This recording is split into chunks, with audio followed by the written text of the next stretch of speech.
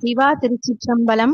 நமது சிவசிவ அன்பே சிவம் அறக்கட்டளை குழுவில் பயணம் செய்து வரும் அனைத்து அடியார்களுக்கும் அன்பான ஆத்ம வணக்கம். இன்றைய நமது சிறப்பு விருந்தினர் அருள்மிகு என் சோமசுந்தரம் ஐயா அவர்களை வருக வருக என்று அன்போடு வரவேற்கிறோம். இன்றைய தலைப்பு ஊருக்கு உழைத்திடல் யோகம். அன்பர்கள் அனைவரும் கலந்து கொண்டு பயன்பெறுமாறு கேட்டுக்கொள்கிறோம். எல்லா உயிர்களும் இன்புற்று வாழ்க. வணக்கம் ஐயா, வாழ்க வளமுடன். நீங்க ஆரம்பிக்கலாம். வாழ்க வையகம், வாழ்க வையகம், வாழ்க வளமுடன். அன்பர்களே, அன்பே சிவம் இந்த இணையவழி நிகழ்வின் மூலமாக உங்களை எல்லாம் சந்திப்பதிலே பெருமகிழ்ச்சி அடைகிறேன். ஊருக்கு உழைத்தடல் யோகம் என்ற தலைப்பு. இது பாரதியாருடைய வரிகள். பாரதியை சிந்திக்கின்ற யாரொருவரும் எழுச்சி மிகு ஆற்றல்களால் மேம்படாமல் இருந்துவிட முடியாது.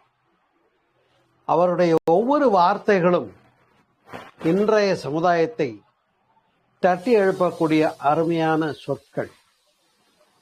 அவருடைய வீரம், அவருடைய திறமை, அவருடைய ஆற்றல் வெளிப்பாடு, அவருடைய கம்பீரம், அவருடைய தைரியம் என்று இதையெல்லாம் எடுத்துக்கொண்டால் இன்றைக்கு இருக்கக்கூடிய இளைஞர்களுக்கு மிக மிக தேவையான அவசியமான அற்புதமான விஷயங்களை எல்லாம் பாரதி இந்த சமுதாயத்திற்காக விட்டு சென்றிருக்கிறார்.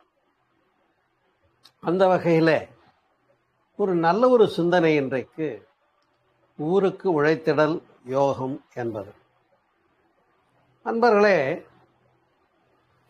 பொதுவா மங்கையராய் பிறப்பதற்கே நல்ல மாதவம் செய்திடல் வேண்டுமம்மா என்று சொன்னார்கள்.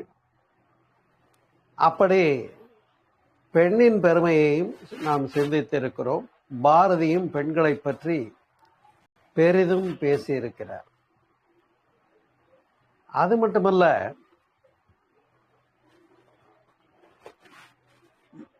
வீறு கொண்ட நெஞ்சினாய் வா வா வா, ஏறுபோல் நடையினாய் வா வா வா என்று இளைய சமுதாயத்தை தட்டி எழுப்பியது. அந்த வகையில் அவருடைய தேசபக்தியை மட்டுமே தான் பெரிதும் சிந்திக்கின்றார்கள் இன்றைய காலகட்டத்தில். ஆனால் அப்படி எட்டயபுரத்தில் பிறந்த அவரோ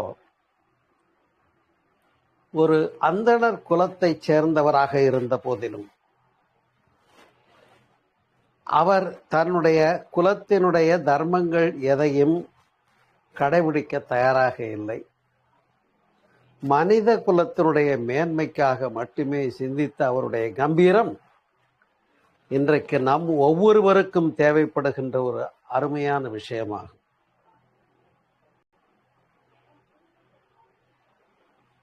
ஒரு முறை அவையிலே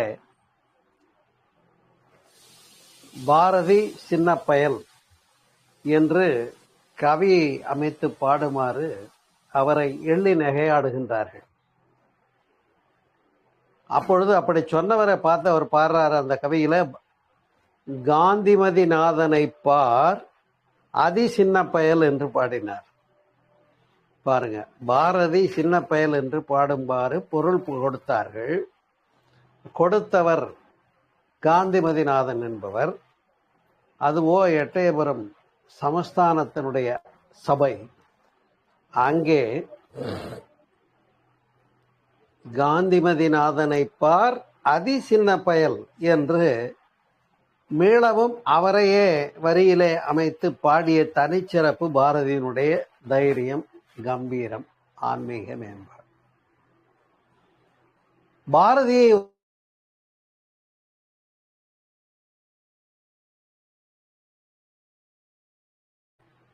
பாரதி ஒரு மிக புனிதமான ஒரு ஆன்மீகவாதியும் கூட என்று சொன்னால் மிகையாக. அப்படி பாரதியார் ஒரு எளிமையான வறுமைக்குட்பட்ட குடும்பத்தில் பிறந்து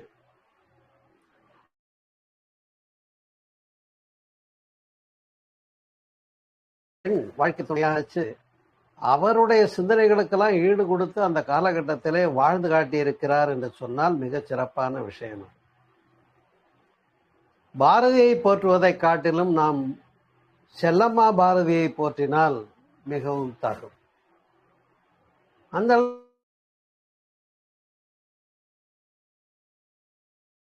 அளவுக்கு குடும்பத்தை கட்டி காத்து வறுமையிலும் சிறப்போடு நடத்திய பண்பை அறிகிறோம். உணவுக்காக அவங்க இங்க வருமானம் பத்தலைன்னு போதிலும் கூட அண்டை வீட்டிலிருந்து உணவு தயாரிப்பதற்காக அரிசி வாங்கி வந்து வச்சிருக்காங்க. பாரதி என்ன பண்றாரு, அதை எடுத்து குருவிகளுக்கு காக்காய்க்கெல்லாம் வீசிட்டு அதுங்க சந்தோஷமா சாப்பிட்றத பார்த்து அவர் பாட்டு பாடிட்டு இருக்கார். இதை பார்த்தா ஒரு குடும்ப தலைவிக்கு எப்படி இருக்கும்? நாம் அந்த இடத்துல இருந்து யோசனை பண்ணி பார்த்தோம்னா தெரியும். ஏனென்று சொன்னால் இங்கே நாம் எல்லாம் நம்முடைய வாழ்க்கையில இது போன்ற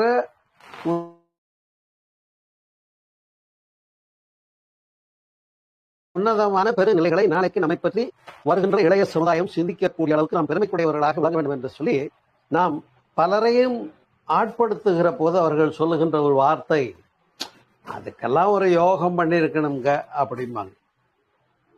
இந்த அதுக்கெல்லாம் ஒரு யோகம் பண்ணியிருக்கணுமா? அந்த யோகம்னா என்ன? அது எங்க போய் பண்ணியிருக்கணும் இல்லையா? யார் பண்ணியிருக்கணும், எப்ப பண்ணியிருக்கணும், எந்த மாதிரி ஒரு யோகம் பண்ணியிருந்தா இப்படி எல்லாம் வாழ்க்கை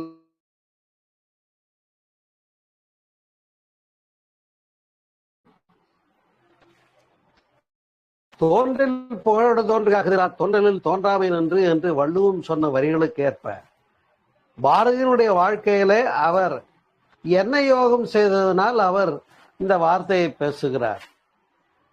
ஊருக்கு உழைத்திடல் யோகம் என்று சொல்லுகிறார். அங்கதான் அந்த நுட்பமே, அந்த ரகசியமே, அந்த மறைபொருளை அங்கேதான் அமைந்திருக்கிறது. ஏனென்று சொன்னால் அவரை சிந்தனைக்கு உட்படுத்தியவர் யார் என்று கேட்டால் அது ஒரு அருமையான உன்னதமான உயர்ந்த பாரம்பரியம். அது அவருடைய ஆன்மீக பாரம்பரியம் என்று சொல்லக்கூடிய. நீங்கள் எல்லாம் ராமகிருஷ்ண பரமஹம்சரையும் விவேகானந்தரையும் அறிந்திருப்பீர்கள். அப்படிப்பட்ட ராமகிருஷ்ண பரமஹம்சருக்கும் கூட யோகம் சொல்லிக் கொடுப்பதற்கு தோத்தாபுரி என்ற ஒரு குரு அமைந்தார். அவர்தான் பூர்வ மத்தியில கண்ணாடியால கீறி விட்டு அங்கேயே நில்லு, இதய லட்சியம் பார்க்காத, இங்கே நில்லு என்று திசை திருப்பி யோகத்திலே நெறிப்படுத்தியவர். யார? ராமகிருஷ்ண பரமஹம்சர். அத்தகைய ராமகிருஷ்ண பரமஹம்சர்கிட்ட போய் எனக்கு கடவுளை நீ கண்டிருக்கியா, எனக்கு காட்ட முடியுமான்னு கேட்ட ஒரு கம்பீரமான இளைஞர் தானே விவேகானந்தர். இன்றைக்கும் அவரை போற்றுகிறோம். அவரை பார்த்து அட்மையர் பண்ணாதவங்களே கிடையாது.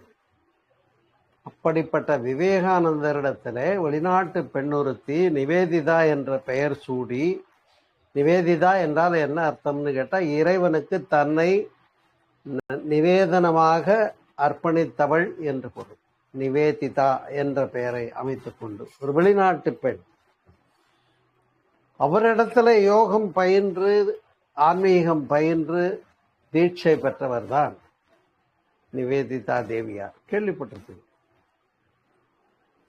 அப்படிப்பட்ட நிவேதிதா தேவியார் தான் ஒரு காலகட்டத்திலே பாரதியை சந்தித்து யோகம் கற்றுக் கொடுத்தார். இப்ப பாருங்க, அந்த ஆன்மீக பாரம்பரியம் என்பது எங்கிருந்து வருகிறது என்று சொன்னால் தோத்தாபுரி என்பவர் ராமகிருஷ்ண பரமஹம்சருக்கு யோகம் சொல்லிக் கொடுக்கிறார். ஏன்னா அவர் பக்தி மார்க்கத்திலே மட்டும் சென்று கொண்டிருந்தவர். ஆனால் பல மார்க்கங்களையும் அறிய வேண்டும் என்று விரும்பிய ஒரு பெரிய அவா கொண்ட உள்ளம் அவர். அவர் மூலமாக பயிற்சி பெற்றவர் தான் விவேகானந்தர். விவேகானந்தரிடம் தீட்சை பெற்றவர் தான் நிவேதிதா தேவியார். நிவேதிதா தேவியார் தனக்கு அளித்த தீட்சையினுடைய அனுபவங்களை எல்லாம் ஆனந்த கவியாக அவர் பாடுகிறார். பாருங்கள், பல இடங்கள். அதனுடைய உச்சகட்டமாக எடுத்துக்கொண்டோமே என்று சொன்னால் பரசிவ வெள்ளம் என்று பாடுகிறார். பரசிவ வெள்ளம். பரம் என்று சொன்னாலே மேலான ஒன்று என்று பொருள். சூப்பர்லேட்டிவ் டிகிரி, அதுக்கு மேல ஒன்று இல்லைங்கிறது. அந்த மேலான ஒன்று பரமசிவம் என்று நாம் எல்லாம் சொல்லுவோம். பரமபதம், பரமசிவம், பரம்பொருள், பராசக்தி இல்லையா? இப்படி அந்த பர என்ற சொல் எங்கே அமைந்தாலும் அது ஒரு சூப்பர்லேட்டிவ் டிகிரியை குறிக்கும். அதுக்கு மேல ஒன்று இல்லை என்ற நிலை. அப்படித்தான் பாரதி பாடுகிறார். பரசிவ வெள்ளம் என்ற கவியிலே அவர் மிக அழகாக உள்ளும் புறவுமாய் உள்ளதெல்லாம் தானாகும் வெள்ளம் ஒன்று உண்டு அது தெய்வம் என்பர் என்று சொல்லுகிறார். அவர் திரைப்படத்தில் கூட அவருடைய பாடல் ஒன்று வந்திருக்கும், நிற்பதுவே நடப்பதுவே இருப்பதுவே என்று. அப்ப அந்த காண்பது, கருதுவது, பேணுவது அனைத்தும் அதுவே என்று மிக அழகாக அதனிலே விளக்கி இருப்பார். அப்படி யாதுமாய் வெட்ட வெளியாய் அறிவாய் என்று குறிப்பிடுகிறார் அந்த பரசிவ வெள்ளம் என்ற கவியிலே. யாதுமாய் வெட்ட வெளியாய் அறிவாய் என்று அவர் சொல்லுகிற வரிகளை நாம் நம்முடைய வேதாத்திரி மகரிஷியினுடைய வெட்ட வெளியே தெய்வம் என்ற தத்துவத்தோடு ஒத்து உணர்ந்து பார்த்து அறிந்து புரிந்து தெளிவு பெற முடியும் அன்பர்களே. எனவே அந்த நிலையை பற்றி அவர் விளக்கும் போது சூக்குமத்தில் சாலவுமாய நன்னியதாய் என்று சொல்லுகிறார்.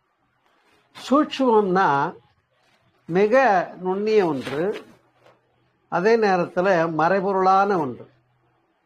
சுக்குமத்தில் சாலவுமே நன்னியதாய் தன்மை ஒன்றில்லாததுவாய்.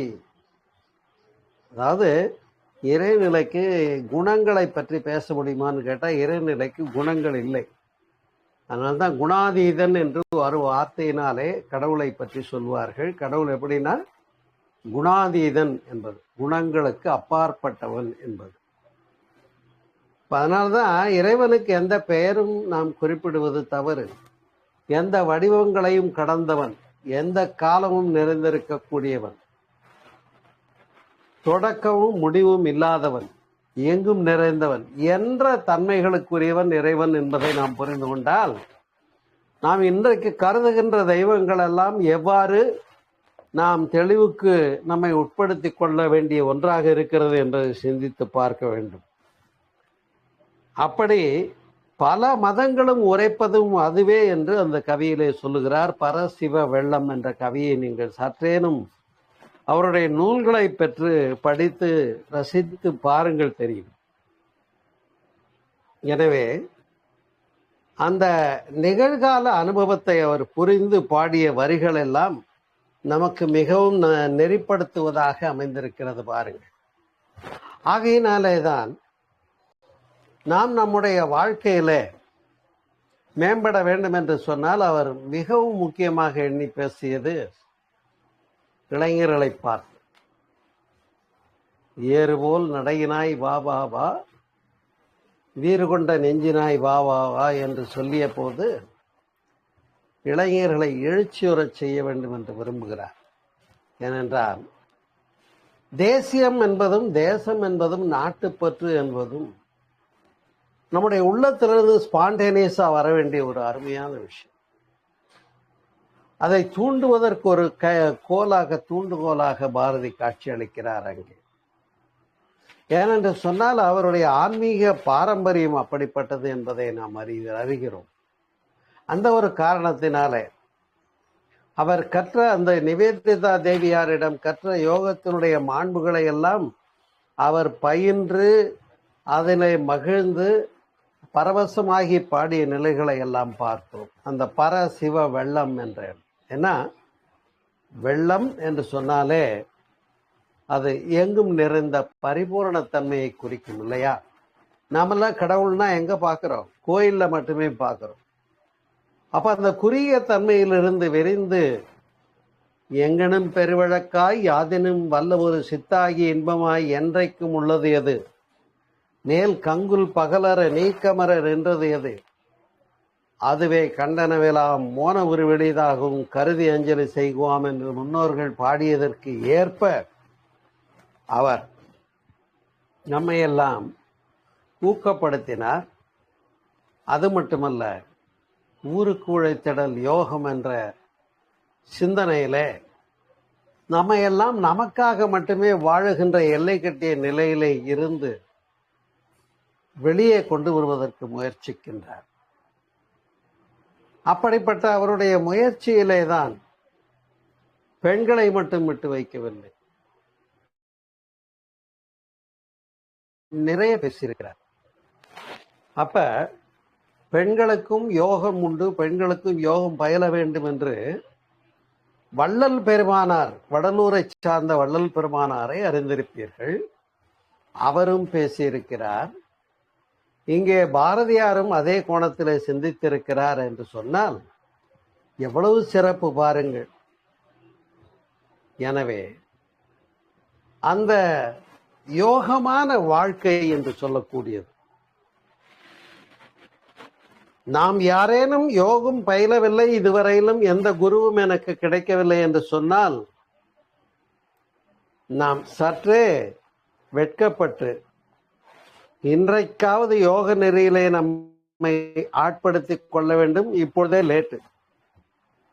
ஏன்னா ஒரு 18 வயதிலிருந்து 25 வயசுக்குள்ளத்தான் யோக நெறிகளை பின்பற்றுவதற்கான காலகட்டம். இந்த 25 வயசுக்கு முந்திதான் பிரம்மச்சரியம் என்று சொல்லுவார்கள்.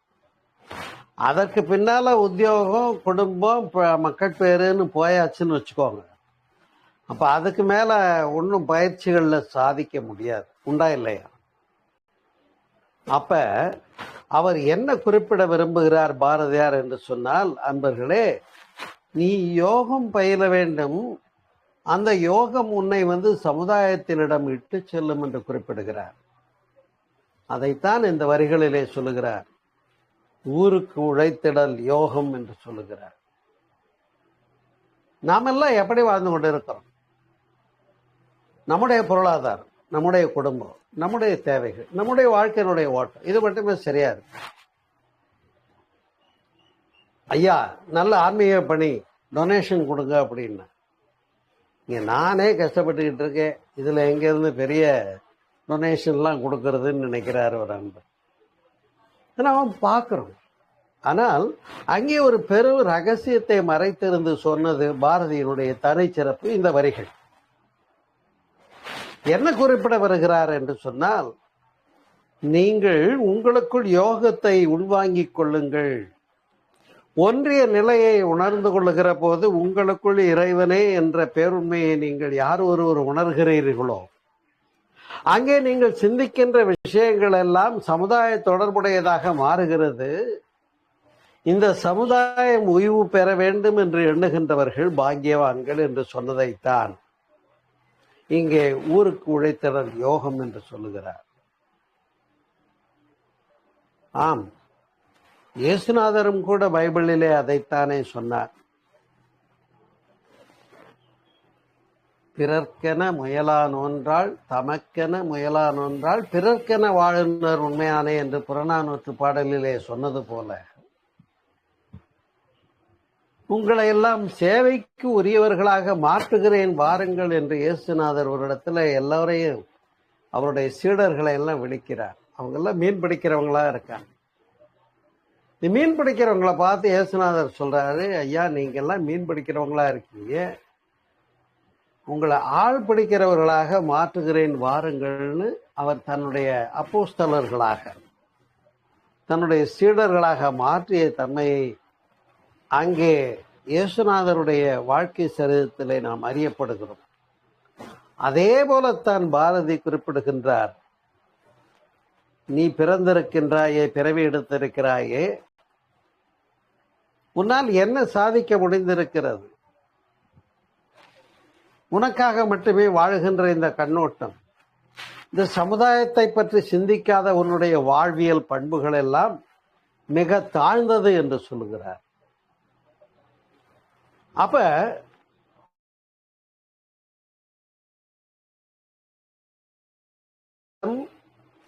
விடுதலை பெற வேண்டும் என்று போராட்டத்தை காந்தியடிகளும் நடத்தி கொண்டிருக்கிறார், பாரதியும் விரும்புகிறார். அப்படி ஒரு காலகட்டம், சுதந்திரமே வரல.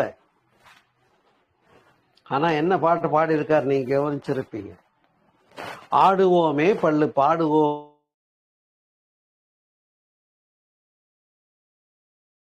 பள்ளு பாடுவோமே என்று சொன்னால் எப்படிப்பட்ட அவருடைய விஷுவலைசேஷன், நாம் அடையத்தான் போறோம்ங்கிற உறுதிப்பாடு, அந்த உறுதிப்பாட்டுல நம்ம மகிழ்ந்திருக்கிற ஒரு பெரும் பேரு, அந்த சந்தோஷத்தை ஆடுவோமே பள்ளு பாடுவோமே ஆனந்த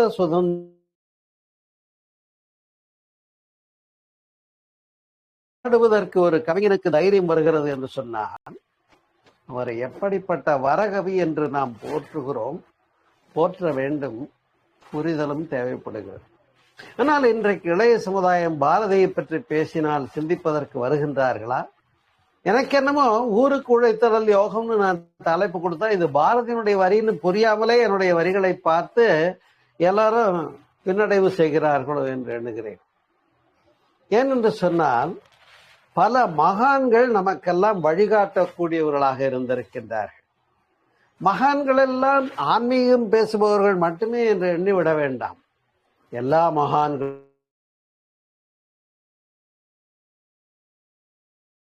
சமுதாயத்தை பற்றி சிந்திக்காத எந்த ஒரு மகானும் இருந்ததாக நான் அறியவில்லை.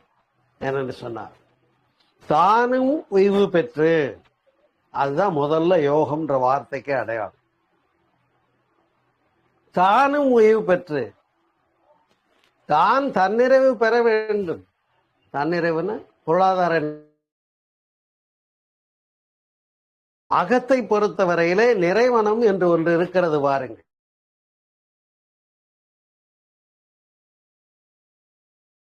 அந்த காந்தியடிகள் ஆனா இங்க வர்றாரு மதுரை பக்கம், வயல்வெளிகள்ல ஒரு 4 முழ வேட்டியை கூட மடிச்சு கட்டிக்கிட்டு உழுது கஷ்டப்படுற விவசாயிகளை பார்க்கிறாரு. அப்ப இவ்வளவு ஆடைகளை அணிந்து கொண்டு நான் ஆடம்பரமா திரியறது தேவையான்னு நினைச்சுதானே அவர் அரை நிர்வாண பக்கிரியாக மாறினார். அங்க லண்டன்ல நடைபெற்ற மாநாட்டுல கூட நீங்க கோட்டு சூட்டு போட்டாதான் உள்ள வரலான்னு சொல்றாங்க. அங்க பேச்சுவார்த்தை கூப்பிடுறாங்க. ஆனா காந்தியடிகள் அதற்காக என்ன பண்ணல, தன்னுடைய ஆடையினுடைய அணிதல் முறையை மாற்றிக்கொள்ள தயாராக இல்லை என்று பார்க்கிற போது அந்த ஒரு வீரம் இன்றைக்கு சமுதாயத்தில் இருக்கக்கூடிய இளைஞர்களுக்கு இருக்கிறதா என்பதை கேள்வியாக முன்வைக்கிறேன். அவ்வளவுதான், வேற ஒண்ணு. எந்த இளைஞனாவது சமுதாயத்தை நோக்கி சிந்தித்து பார்க்கிறார்களா என்று கேட்டா, நல்லா படிக்கணும், நல்லா படிச்சா நிறைய மார்க் வரும், நிறைய மார்க் வந்தா நல்ல வேலை கிடைக்கும், நல்ல வேலை கிடைச்சா நிறைய சம்பளம் கிடைக்கும், நிறைய சம்பளம் கிடைச்சா நல்ல பொண்டாட்டி கிடைக்கும், என் பொண்டாட்டி புள்ள குட்டி வீடு வாசல் நான் நல்லா இருக்கணும்னு நினைக்கிறதுல சிந்திக்கின்றார். அந்த இடத்துலதான் பாரதி தட்டி எழுப்புகிறார். அப்பா, யோகம் என்பது உனக்குள் நிறைவு பெறுகின்ற அகமகிழ்ச்சி மட்டுமல்ல, உனக்குள் நிறைவு பெற வேண்டும். அந்த உனக்குள் பெற்ற நிறைவை அடிப்படையாக கொண்டு உனக்குள் பெற்ற அந்த பேராற்றலை நீ இந்த சமுதாயத்திற்கும் பயனளிக்கின்ற வகையிலே கர்மம் புரிகின்றவனாக மாற்றம் பெறுவாயாக என்று சொல்லுகிறார் பாருங்க. அதை தான் ஊருக்கு உழைத்தல் யோகம் என்று பேசினார். எனவே இதன் மூலம் நாம் என்ன அறிய பெறுகிறோம் என்று சொன்னார். அதுக்கெல்லாம் ஒரு யோகம் பண்ணிருக்கணும்னு என்ன பண்ணிடுறீங்க, உங்களுடைய சுயமுயற்சியை கைவிட்டு விடுகிறோம். நாம் முதல்ல நம்முடைய தன்னம்பிக்கை அங்கே சுட்டப்பட வேண்டும், தன்னம்பிக்கை புரிதலுக்குள்ளாக்கப்பட வேண்டும். அந்த தன்னம்பிக்கையோடும் கூடி அங்கே நான் சாதிக்க வேண்டும் என்ற எழுச்சி பெற வேண்டும். அப்படிப்பட்ட இலட்சியம் இல்லாத ஒரு மனிதன் வாழ்ந்தும் பயனில்லை இல்லையா? வாழ்க்கையில ஐ ஹாவ் டு அச்சீவ் சம்திங்ன்ற ஒரு எழுச்சி வேணும். இப்ப நம்ம பாலகிருஷ்ணன் இருக்காருன்னா விடாந்தவுடன் எவ்வளவு கஷ்டங்களுக்கு இடையில அந்த குழுவை நடத்தி ஆன்மீகம்ன்ற அறக்கட்டளை மூலமாக எவ்வளவு அறப்பணிகளை நடத்துவதிலே அவர் அவ்வளவு தீவிரமாக இருக்கிறார். அது போலத்தான் நாமெல்லாம் எந்த வகையில நம்முடைய செயல்பாடுகள், அது எனக்காக மட்டுமே வாழறேன், என்னுடைய குடும்பம், என்னுடைய பொருளாதாரம், என்னுடைய வாழ்க்கை, என்னுடைய மகிழ்ச்சி என்று எண்ணுகிறவர்கள் பாக்கியவான்கள் இல்லை. பிறருக்காக வாழ்வதிலே யோகம் இருக்கிறது, யோகத்தினுடைய சிறப்பு இருக்கிறது. அத்தகைய யோகத்தை பெற்றவர்கள், யோகம் செய்தவர்கள், அந்த யோகத்தின் மூலமாக இறையுணர்வு பெற்றவர்கள், அந்த இறை உணர்வு என்று சொல்லக்கூடிய பேராற்றலோடு தங்களை இணைத்துக் கொண்டவர்கள் யாரோ அவர்களே வெற்றி பெற்றவர்கள். அவ்வளவுதாங்க. இன்னைக்கு கண்டென்ட்டே அதுதான். நீங்க உங்களுக்காக வாழறதுக்காக எல்லை கட்டி வாழறீங்க. என்னுடைய கடை, என்னுடைய வியாபாரம், என்னுடைய கல்லாப்பட்டி, என்னுடைய பொருளாதாரம், என்னுடைய குடும்பம், என்னுடைய சொந்தக்காரவங்க, என் ஜாதிக்காரவங்க மனவாடு மாట్లాடுதுன்னு முடிச்சுக்கிறாங்க. ஆனா பாரதியை போன்றவர்கள் அல்லது வேதாத்திரி மகர்ஷி உலகம் தழுவிய சிந்தனையாளர் இல்லையா? யாரெல்லாம் உலகம் தழுவிய சிந்தனையாளர்களாக மலர்ந்தார்களோ அவர்களெல்லாம் இன்றைக்கு சரித்திரத்திலே இடம்பெற்றார்கள், நல்லவர்கள், மகான்கள் என்று போற்றப்பட்டார்கள், வணங்கப்பட்டார்கள். அப்ப அதைத்தான் இங்கே இந்த வரியிலே நாம் சிந்தித்து பார்க்க வேண்டும். ஊருக்கு உழைத்திடல் யோகம் என்று சொன்னால் நாம் பிறருக்கு உதவுகின்ற கலை எவ்வாறு இருக்கிறது என்று. அன்பர்களே, ஒரு அன்பர் தன்னுடைய மனதினாலே துயருற்றுக் கொண்டிருக்கலாம். எனக்கு மனசே நிம்மதி இல்லைங்கன்னு யாராவது சொல்றாங்கன்னா அவங்கள மேம்படுத்துறதுக்கு தானே ஆன்மீகம். ஒரு அன்பர் உடலாலை துன்பப்பட்டு கொண்டிருக்கிறார், வைத்துக் கொள்வோம், உதாரணமாக எடுத்துக்கொள்வோம். அப்ப அந்த இயலாமையில் துன்பப்படுகின்றவர்களுக்கு அவருடைய நோய் நீங்குவதற்காக உதவுகின்ற மருத்துவரை போல அல்லது செவிலியரை போல, இன்னும் சொல்ல போனால் யாருக்கு எத்தகைய குறைபாடுகளால் துன்பப்படுகிறார்களோ அந்த குறைபாடுகளிலிருந்து அவர்களை மீட்சி பெற செய்வதற்குரிய கலையை பற்றித்தான் சொன்னார்கள். ஆற்றுப்படுத்தும் கலை என்று சொன்னார்கள். ஆனா நாம் யாருமே பிறருக்காக ஆற்றுப்படுத்துகின்ற பணி எடுத்துக்கிறது இல்லை, கையில எடுக்கிறது இல்லை. அங்கேதான் வாழ்வின் சிறப்பு அமைந்திருக்கிறது பாருங்கள். என்ன என்று சொன்னார், தன்னிறைவு பெறுவது அவசியம்தான், தன்னிறைவு பெற வேண்டும். தன்னிறைவுக்கு என்ன வேணும்னு நினைக்கிறீங்க? குறைஞ்சபட்ச ரெக்யர்மெண்ட் எடுத்துக்கிட்டா உணவு, உடை, உறையுள் இல்லையா? உணவு, 3 வேளை சாப்பாடு வேணும். இப்ப யாரெல்லாம் 3 வேளை சாப்பாடு கிடைக்காம கஷ்டப்படுறாங்களோ அவங்கள பார்த்து பாரதி யார் மேல கோவிக்கிறார்னா, தனி ஒருவனுக்கு உணவில்லையெனில் இந்த ஜகத்தினை அழித்திடுவேன் என்று பேசுகிறார். இந்த இடத்துலதான் பாரதியாருடைய கோபம் மிகச் சிறந்தது. பாரதியினுடைய அத்தகைய கோபம் எனக்கு ரொம்ப பிடிக்கும். அது என்னை தட்டி எழுப்புச்சு. பாரதியை நாம சிந்திச்சோம்னா பாரதி நம்மையும் தட்டி எழுப்புவார். ஆனா ஏன் பாரதியை சிந்திக்க மாட்டேங்கிறீங்க? நான் பாரதியினுடைய பிலாசபின்னு சொன்னாதான் நீங்க கிளாஸுக்கு வரணுமா? ஊருக்கு உழைத்திடல் யோகம்னா அது பாரதியினுடைய வரிகள் என்பதை நாம் ஏன் மறந்து விட்டோம்? நாம் சிந்திக்க தயாராக இருக்கிறோம். எனவே அங்கே தன்னிறைவு என்று சொல்லக்கூடிய தேவைதான். ஆனால் அது மிக குறுகியதாகவே நாம் நிறைவு செய்து கொள்ள முடியும் இல்லையா? 3 வேளை உணவு வேணும், உடுத்த உடை வேண்டும், இருக்க இடம் வேண்டும். இதுக்கு மேல வேற என்ன வேண்டும்? உடல் கழிவு வேகத்துக்கு வழிவகை வேண்டும் இல்லையா? ஆனா இன்றைக்கெல்லாம் பொருள் தேடுகின்றார்கள். இன்னும் பத்தல பத்தல பத்தலன்னு பொருளை தேடி ஓடிக்கிட்டே இருக்கான். கடைசியில ஒரு 50-55 வயசுக்கு மேல திரும்பி பார்க்கறான். நான் 25 வயசுல இருந்து ஓட ஆரம்பிச்சனே, என்ன ஆச்சுன்னு திரும்பி பார்த்தா இத்தனை வருஷத்துல நான் என்ன பெருசா சாதிச்சிட்டேன், நான் எதை நோக்கி ஓடிக்கிட்டு இருக்கேன்னு அவனுக்கே சந்தேகம் வருது. ஓடினான் ஓடினான், வாழ்க்கையின் ஓரத்திற்கே ஓடினான்னு ஒரு வசனம் வரும் இல்லையா?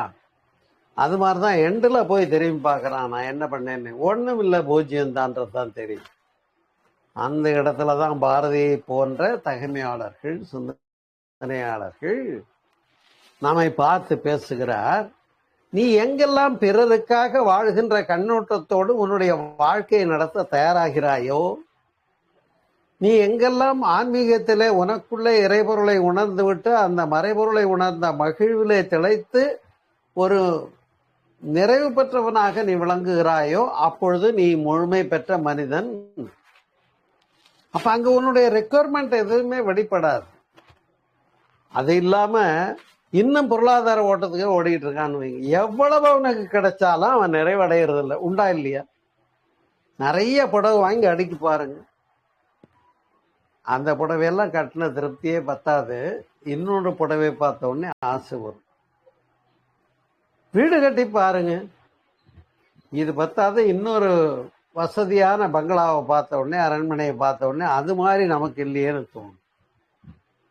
அந்த இடத்துலதான் வான்ஸ் ஆர் அன்லிமிட்னு சொன்னாங்க. ஆசைகள் அளவில. ஏன்?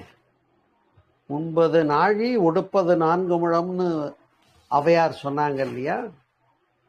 மீறி மீறி சாப்பிட்டா எவ்வளவு சாப்பிட போறோம்? வயிறு கொண்ட மட்டும்தானே சாப்பிட முடியும். மீறி மீறி உடை உடுத்திக்கிட்டா எவ்வளவு உடுத்திக்க முடியும்? உடல் சுமக்கிற அளவுக்கு அள்ளி போட்டுக்கலாமா? இது மேல இன்னொரு ட்ரெஸ், அது மேல இன்னொரு ட்ரெஸ்ன்னு. அதுக்கு மேல சுமக்க முடியாது. விரிஞ்சு விரிஞ்சு என்னுடைய அரண்மனைன்னு படுத்து கிடந்தாலும் நாம படுத்து இருக்கிறது நம்மளுடைய உடல் அளவுக்கு தானே. நின்றால் காலளவு, கிடந்தால் உடல் அளவு. இந்த ஒரு ஞானம் புரிந்து விட்டது என்று சொன்னால், நீங்கள் ஞானியாக மாறுகிற போது நீங்கள் பற்றின்மையை கைவரப் பெறுகிறீர்கள். அப்படிப்பட்ட பற்றின்மை உங்களுக்குள் கைவரப் பெறுகிறது என்று சொன்னால் நீங்கள் யோகியாக மலர்கிறீர்கள். அப்படி நாம் யோகியாக மலருகின்ற போது நம்முடைய வாழ்க்கை எப்படி இருக்கும் என்று சொன்னால், இந்த துன்பப்படுகிறார்கள் பாருங்கள், எனக்கு இல்லைங்க, கஷ்டமா இருக்கு, பொருளாதாரம் பத்தல, வாழ்க்கை பத்தல, வசதிகள் பத்தல, இன்னும் தேடிக்கிட்டு இருக்கேன், ஓடிக்கிட்டு இருக்கவங்கள பார்த்து மனசு சரியில்லை, உடம்பு சரியில்லை, நோயுற்று இருக்கிறேன், பசுவுற்று இருக்கிறேன் என்று துன்பப்படுகிறவர்களை பார்த்து அவர்களுக்கு உதவும் கலையை குறிப்பிடுகிறார். இந்த உதவும் கலை ஆற்றுப்படுத்தும் கலை என்று கூட ஒரு வார்த்தை சொல்லுவார்கள். ஆங்கிலத்தில் சொன்ன கவுன்சிலிங்னு கூட சொல்லுவாங்க. உங்களை வேறொன்றும் கொடுக்க சொல்லவில்லை. நான் மாதம் ஒரு 6,000 ரூபாய் உங்க சம்பளத்திலிருந்து இந்த நல்ல பணிக்கு நீங்க கொடுங்கன்னு நான் சொல்றேன். நீங்க என்ன கேட்பீங்க? நீங்க முதல்ல கொடுக்குறீங்களா சார், அதை முதல்ல சொல்லுங்க, அப்புறம் நான் கொடுக்குறேன்னு ஆர்கியூமெண்ட்டுக்கு வருவீங்க. உண்டா இல்லையா? இதுதான் இன்னைக்கு இருக்கக்கூடிய உண்மையான நிலை. ஆனா இப்பொழுது அந்த வழங்குதலை பற்றி நாம் சிந்திக்க தேவையில்லை. நாம் பெற்ற ஆன்மீக மன நிறைவை உள்ளது போதும் என்று வாழ்கின்ற கண்ணோட்டம். ஏனென்று சொன்னால், அருட்தந்தை யோகிராஜ் வேதாத்திரி மகரிஷி அவர்கள் ஒரு வார்த்தை குறிப்பிடுகின்றார்கள். மன நிறைவே மகிழ்ச்சி சுரங்கம் என்று சொல்லுவார்.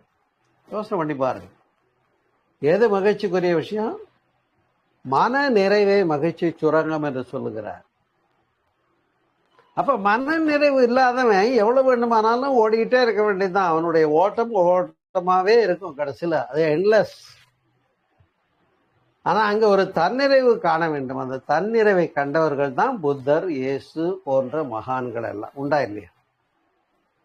இப்ப புத்தருக்கு அந்த கேள்வி வருது, என்ன கஷ்டம், இந்த கஷ்டத்துல என்ன விடுதலை, துன்பத்திற்கு காரணம் ஆசையை ஒழிக்க வேண்டும், எல்லாம் கண்டுபிடிச்சு அவர் சொல்றாரு. நான் அவர் சொன்னதை இன்னைக்கு வரைக்கும் எத்தனை பேர் நீங்க கேட்டீங்க? ஆசையை ஒழிக்க வேண்டும்னு சொன்னாரு, துன்பத்துக்கு காரணம் ஆசைன்னு சொன்னாரு. அப்ப அந்த துன்பத்தை நான் படாதவனாக இருப்பதற்கு என்ன வழின்னு புத்தர் சொல்லியும் நீங்க கேட்கல. கவலை ஒழித்தல்னு சொல்லி வேதாத்திரி மகரிஷி பாடம் நடத்தியும் நீங்க கேட்கலன்னா, இப்ப குற்றமும் குறையும் இந்த சமுதாயத்தில் இருக்கிறதா, நம்மிடத்தில் இருக்கிறதா? யோசனை பண்ணி பாருங்க. வேற ஒன்றுமில்லை. ஆகையினால்தான் அன்பர்களே, மிக நாம தெளிவான சிந்தனையோடு வாழ்க்கையை அணுகுமுறை கொள்ள வேண்டியவர்களாக இருக்கிறோம். நாம் ஏன் வாழ்கிறோம், எதற்காக வாழ்கிறோம், எவ்வாறு வாழ்கிறோம், நம்முள் இறை உணர்வு பெற்றோமா, பெறுவதற்குரிய யோகத்தை செய்தோமா? அந்த யோகம் என்பதை பெற்ற ஒருவர் தான் என்ன பண்ண முடியும்? தன்னிறைவு பெற்றதுனாலே எனக்கு இதுக்கு மேல ஒண்ணும் வேண்டாங்க, எனக்கு இறைநிலை நிறைய கொடுத்துருக்கு. இதுக்கு மேல எனக்கு ஏதாவது வந்தா இது உபரி, இதை நான் பிறருக்காக வழங்க தயாரா இருக்கேன்னு சொல்ற மனம் அங்கே வரும். அப்ப அந்த நிறைவு வரவில்லை என்று சொன்னால் வழங்குவதற்கான, ஈகை செய்வதற்கான, உதவுவதற்கான, தொண்டாற்றுவதற்கான மனம் வரவே வராது. ஏன்? இவன் தான் இன்னும் பத்தலைன்னு கேட்டிருக்கான். 3 தலைமுறைக்கு சேர்த்து வைக்கிறான். பிள்ளை குட்டிக்கு சேர்த்து வைக்கிறான், பேரன் பேத்திக்கு சேர்த்து வைக்கிறான். மொத்தத்துல அடுத்த தலைமுறையை கெடுக்கிறான்னு அர்த்தம். உண்டா இல்லை? அப்ப உழைத்தாதான் சோறுங்கிற நிலைமை இருந்தா அது சிறந்த வாழ்க்கையா? எனக்கு பொருளாதாரம் ஏற்கனவே எங்க பாட்டை முப்பாட்டை சேர்த்துட்டு வச்சுட்டு போயிட்டான். அப்ப பாரதி சொல்றான் நம்மள பார்த்து, அடாடா எங்க தாத்தா கட்டின வீடு 8 கட்ட வீடு. இப்ப நீங்க இந்த காரைக்குடியில எல்லாம் கேள்விப்பட்டிருப்பீங்க. பாத்தீங்கன்னா அடுத்த கட்டம் என்று வீடு அந்த தெருவனுடைய எண்டுல போய் முடியும். அப்ப அந்த அத்தகைய வீடுகளை கட்டினார் இவங்க தாத்தா. இவன் என்ன சொல்றான், எங்க தாத்தா காரைக்குடியில இவ்வளவு பெரிய வீடு கட்டியிருக்காரு பாருங்க, அரண்மனை மாதிரி வீடுன்னு பெருமை படைக்கிறான். இந்த ஆளு என்ன பண்றான், இதே ஆளு அந்த வீட்டுல ஒரு பெரிய கிணறு வெட்டியிருக்கு பாருங்க. அப்ப உங்க அப்பா என்னையா பண்ணாருன்னு கேட்டார். அந்த பெரிய கிணறு இருக்கு பாருங்க, அது எங்க அப்பா வீட்டு கிணறு, எங்க அப்பா வெட்டின கிணறு. அவர் காலத்துல, தாத்தா காலத்துல வீட்டை கட்டினாரு, அப்பா காலத்துல கிணறு வெட்டினாருன்னு பெருமைப்படுத்துக்கிறான்.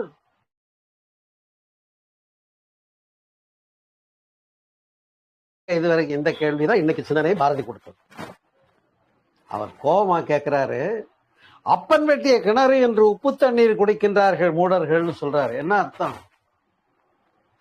தாத்தா வீடு கட்டி வச்சுட்டு போனாரு, அவர் சிறப்பா பண்ண ஒரு பெரிய வேலை தான், இல்லைன்னு சொல்ல. அந்த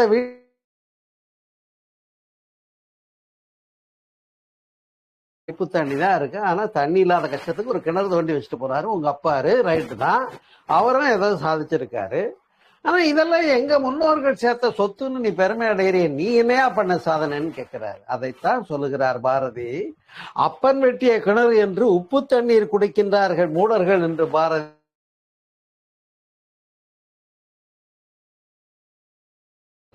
என்று சற்றே திரும்பி பார்க்க வேண்டிய ஒரு சொல்தான் ஊருக்கு உழைத்திடல் யோகம் என்று. எந்த இடத்திலே நாம் பிறருக்கும் பயன்படுகின்ற பெற்றியாளர்களாக மலர்கிறோமோ அன்றைக்குத்தான் நம்முடைய வாழ்க்கை பொருளுள்ள வாழ்க்கையாக இருக்கும் என்ற ஒரு பேருண்மை, ஒரு ரகசியத்தை சொன்னது பாரதியினுடைய சிறப்பு. எனவே பாரதியை நாம் சிந்திக்க வேண்டாமா? பாரதி ஆன்மீகத்திலே சிறந்தவர், பாரதி தேசபக்தியிலே சிறந்தவர், பாரதி கவிப்புலமையிலே சிறந்தவர், பாரதி வறுமையிலும் ஒரு நிறைவான கண்ணோட்டத்தை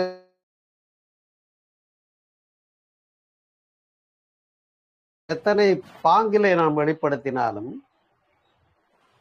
அந்த பெருமைகளுக்கெல்லாம் அப்பாற்பட்டு இந்த சமுதாயத்தில் இருக்கக்கூடிய பெண்களினுடைய உய்வுக்காக அவர் பேசிய ஒரு நலன்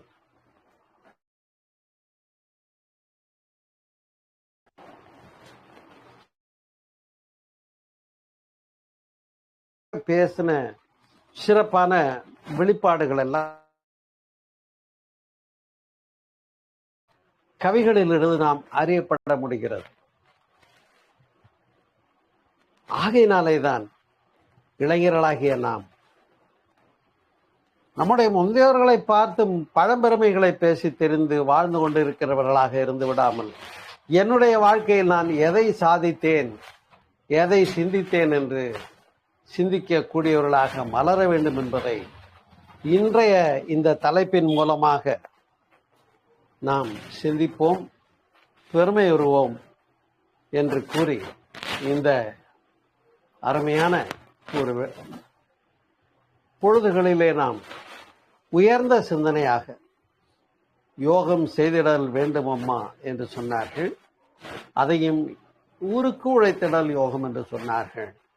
எனவே ஒரு பக்கம் யோகம் செய்வது எப்படி, நம்முள் நிறைவோடு வாழ்வது எப்படி என்பதை நாம் அறிந்திருக்கிறோம், வகுப்புகளாக நடத்தி கொண்டிருக்கிறேன். நீங்கள் கேட்டுக்கொண்டுதான் இருக்கிறீர்கள்.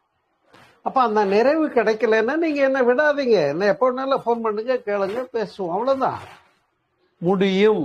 நீங்களும் நிறைமனம் பெற்றவராக நிறைஞானியாக மலர முடியும். அதற்கு நாம் பொறுப்பு எடுக்கிறோம். இதுக்கு மேல வேற என்ன உங்களுக்கு கேரண்டி வேணும்னு நினைக்கிறீங்க? ஒன்றுமே இல்லை. புரிகிறதா? ஆகையினாலே தான் நண்பர்களே, இந்த மிகச்சீரிய கண்ணோட்டத்திலே நம்மை மலர்த்தி கொள்ளுகின்ற போது நம்முடைய வாழ்க்கை உயரும். எனவே பிறருக்காக வாழ்கின்ற வாழ்க்கை ஊருக்கு உழைத்திடல் யோகம் என்று கூறி என்னுடைய உரையை நிறைவு செய்கிறேன். இந்த ஒரு சிந்தனை விருந்திலே இதுவரையிலே இணைந்த நீங்கள் அனைவரும் உங்களுடைய கேள்விகளை தொடருங்கள். சந்திப்போம், சிந்திப்போம் என்று கூறி நிறைவு செய்கிறேன். நம்முடைய சிந்தனை விருந்து நிறைவாக அடுத்து வினாவிடையும் உண்டு, கேள்விகளை தொடருங்கள் என்று கூறி நிறைவு செய்கிறேன். நன்றி, வணக்கம். வாழ்க வளமுடன். வாழ்க வளமுடன். ரொம்ப நன்றிங்க ஐயா. ரொம்ப அருமையான தலைப்பு. நீங்க வந்து கேரண்டியே இல்ல. உங்க ஸ்பீச் வந்து ரொம்ப மனநிறைவா இருந்துச்சு. ஸ்பீச்சே மனநிறைவு ஃபாலோ பண்ணா நம்ம மனநிறைவா வாழலான்ட்டு ரொம்ப அழகா சிறப்பான விளக்கத்தை கொடுத்தீங்க. அந்த பாரதியோட ஊருக்கு உழைத்தல் யோகம் அந்த வந்து தலைப்பா கொடுத்து அதுக்கான நல்ல விளக்கம் கொடுத்தீங்க ஐயா. ரொம்ப ரொம்ப அருமையா இருந்துச்சு. ஒரு பாட்டு வரும் இல்லைங்க சார், அந்த மனிதன் தெய்வம் ஆகலாம் சொல்லி அந்த பாட்டுனா நம்ம செல்பிஷா நம்ம வீடு நம்ம ஃபேமிலியே இருக்கிற தாண்டி யாரெல்லாம் வீடு தாண்டி சொசைட்டிக்காக யோசிக்கிறாங்களோ கண்டிப்பா அவங்க எல்லாம் மறந்துடலாம். ரொம்ப ரொம்ப அருமையா இருந்துச்சுங்க. நல்லா புரிஞ்சுது. நன்றிங்க ஐயா. ரொம்ப சந்தோஷம். அம்மா துளசி கணேசா, யார் வேணாலும் கேள்வி கேட்கலாம், வாங்க. மன்னிக்கவும், நீங்க பேசுனது எனக்கு விட்டு விட்டு வந்தது. நடுப்புற ஒண்ணுமே கேட்கவே இல்லை. நெட்டு ப்ராப்ளம், கண்டினியூஷன் எனக்கு வரல. எனக்கு பதிவுல முழுசா வந்திருக்கும், பதிவு ரெக்கார்டிங் ஒழுங்கா ஆயிருக்கும். அதை நீங்க கேட்டுட்டு வேணா ஒரு 10 நிமிஷம் எதுவுமே வரவே இல்லை. கண்டினியூஷன் சரியா கிடைக்கல. மன்னிக்கவும். இல்ல உங்களுக்கு தான் சிக்னல் ப்ராப்ளம். கேள்வி கேட்கற மாதிரி எதுவே இல்லை. மற்றவங்களுக்கு எல்லாம் சரியா கேட்டதுன்னு சொல்றாங்க பாருங்க. இங்க எனக்கு நெட்டு ப்ராப்ளமா இருக்குது இந்த இடத்துல. இன்னைக்குன்னு அந்த மாதிரியா இருக்கு, தெரியல. முழுசா கேட்டு பேசு. சரிங்க. ரெக்கார்டிங் போடுவோம், ஃபுல்லா கேட்டு பேசுங்க. எல்லாருக்கும் நல்லா கேட்டுச்சு. உடனே ரெக்கார்டிங் போட்டுருவோமா? கேட்டுருங்கம்மா. அதை பத்தி ஃபுல்லா கேட்டுக்கினாதான் நம்மளுக்கு அதை பத்தி என்ன சொல்றதுக்கு நம்மளுக்கு புரியும். கேட்டுக்கினா அப்புறம் நான் பேசுறேன். நான் முன்ன கூட. நன்றிங்கம்மா. நன்றி. வேற யாராவது பேசுங்க. கார்த்திகா அம்மா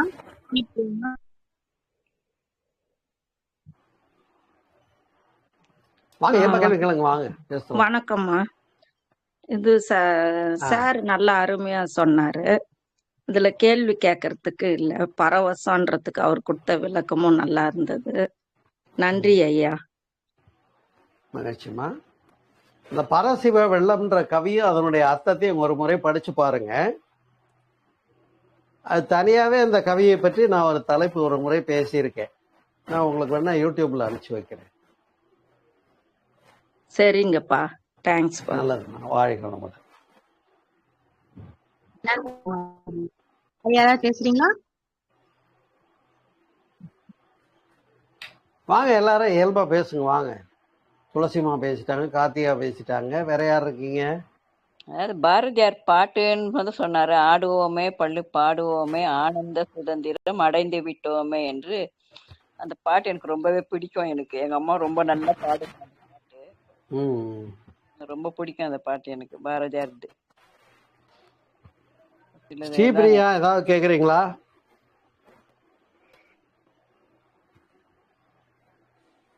காயத்ரி, ராகாபாய்,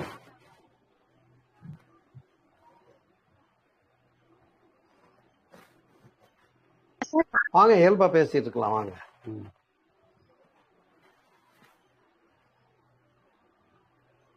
இன்னும் கேள்வி இல்லையா? இல்லைங்க சார், யாருக்கும் டவுட்ஸ் இல்ல. அம்மா துளசி அம்மா, நீங்க முடிச்சீங்களா? சரிங்க.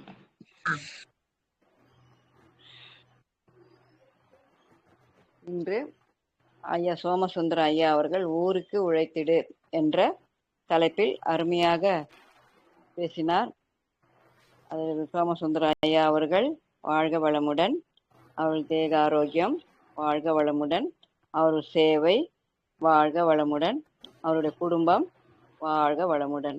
இந்த குழுவில் அனைவருக்கும் வாழ்க வளமுடன். அருட்பேராற்றல் கருணையினால் உடல் நலம் நீலாயில் நிறை செல்வம் உயர் புகழ் மெய்ஞானம் பெற்று ஓங்கி வாழ்க. அனைவருக்கும் வாழ்க வளமுடன், வாழ்க வளமுடன், வாழ்க வளமுடன். நன்றி, வணக்கம். வாழ்க வளமுடன். நன்றி அம்மா. வாழ்க வளமுடன். வாழ்க வளமுடன்.